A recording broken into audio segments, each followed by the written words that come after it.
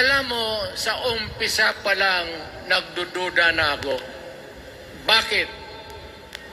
People's Initiative manggaling sa tao.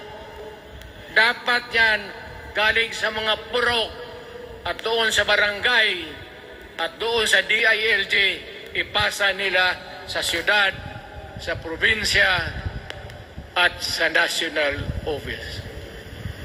Dito mga congressman,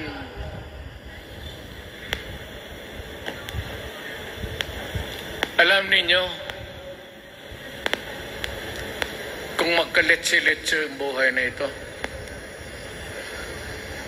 sabihin ko sa military, sirahan ninyo yung Congress. Yes!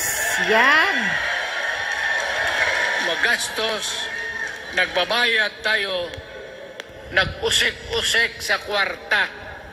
Sige pamayad para People's Initiative. So, what is the motivation? Galing ba sa puso ng tao yung pinipirma niya? Hindi yung pinipirma niyang petition para ito, kaming nagsipirma dito, pumayag na merong pagkaiba ngayon sa Constitution. Pirma lang, pati pera. Anong klase yung putang inang yun?